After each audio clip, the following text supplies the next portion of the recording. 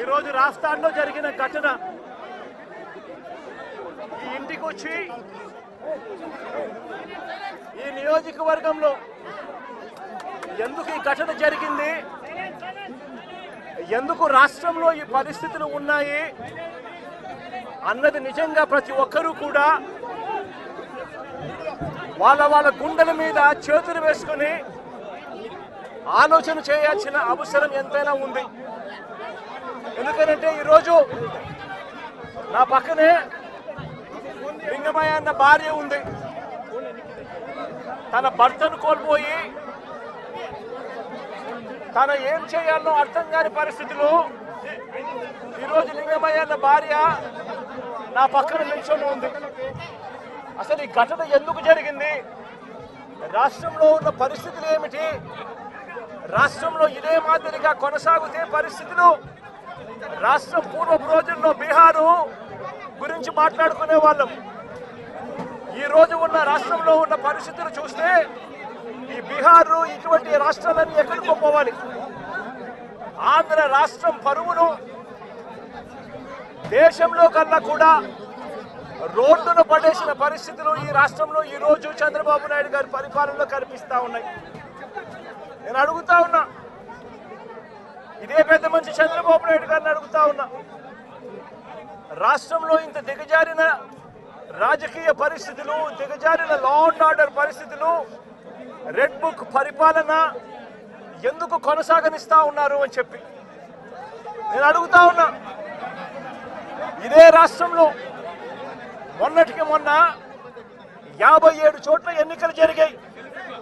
ఈ 57 చోట్లకు జడ్పీ చైర్మన్లు ఎన్నుకునే కార్యక్రమం కానీ, ఎంపీపీ వైస్ ఎంపీపీలను ఎన్నుకునే కార్యక్రమం కానీ, కోఆప్షన్ సభ్యులను ఎన్నుకునే కార్యక్రమాలు కానీ, ఉప సర్పంచ్ ఎన్నుకునే కార్యక్రమాలు కానీ, వీటి అన్నింటిలోనూ కూడా 57 చోట్ల రాష్ట్రంలో ఎన్నికలు జరిగితే 7 చోట్ల చంద్రబాబు నాయుడు గారికి వాతావరణం సరిగ్గా లేదు అని, తాను గెలిచే పరిస్థితి ఎక్కడా కూడా కనిపించడం లేదు అని, ప్రలోభాలు పెట్టడానికి ఇంకా సమయం కావాలి అని ఏకంగా 7 చోట్ల ఎన్నికలు చంద్రబాబు నాయుడు గారు పోస్ట్పోన్ చేయించారు.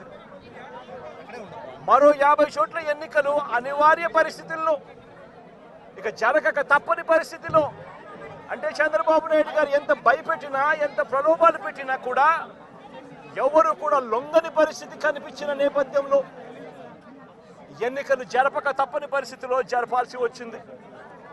నేను అడుగుతా ఉన్నా, ఈ 50 చోట్ల ఎన్నికలు జరిగితే ఏకంగా 39 చోట్ల వైఎస్ఆర్సీపీ గెలిచింది.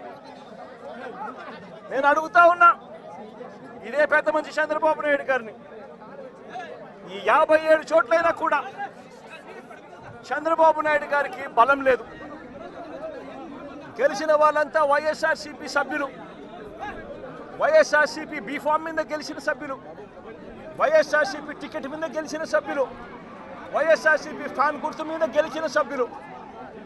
మరి ఇలాంటి చోట చంద్రబాబు నాయుడు గారికి బలం లేదని తెలిసి ఎందుకు చంద్రబాబు నాయుడు గారు హింసను ప్రోత్సహిస్తూ, ప్రలోభాలను ప్రోత్సహిస్తూ, భయపెట్టిస్తూ, పోలీసులను తన దగ్గర పనిచేసే వాచ్మెన్ల కన్నా హీనంగా కూడా వాడుకుంటూ ఎందుకు చంద్రబాబు నాయుడు గారు ఇంత దిగజారిన రాజకీయాలు ఎందుకు చేస్తూ ఉన్నారు చంద్రబాబు నాయుడు గారిని అడుగుతా ఉన్నా.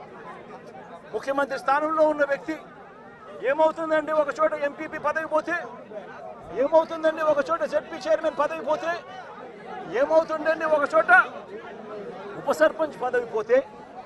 నేను అడుగుతా ఉన్నా ఇదే పెద్ద మనిషి చంద్రబాబు నాయుడు గారి, ముఖ్యమంత్రి కాబట్టి, అధికారంలో ఆయన ఉన్నాడు కాబట్టి, రాష్ట్రంలో ఏ పదవైనా కూడా తనకు బలం లేకపోయినా కూడా, తనకు సంఖ్యాబలం లేకపోయినా కూడా, తాను ముఖ్యమంత్రి అన్న అహంకారంతో ఏ పదవైనా కూడా నాకే కావాలి, ఏ పదవైనా కూడా నేను దౌర్జన్యం చేస్తాను అని చెప్పి లా అండ్ ఆర్డర్ను పూర్తిగా నాశనం చేసిన పరిస్థితుల మధ్య ఈరోజు రాష్ట్రంలో పరిపాలన సాగుతూ ఉంది. ఇదే పెద్ద మనిషి చంద్రబాబు నాయుడు గారిని అడుగుతా ఉన్నా, ఇదే రామగిరిలో ఇదే మండలంలో ఎంపీపీ ఎన్నికకు సంబంధించి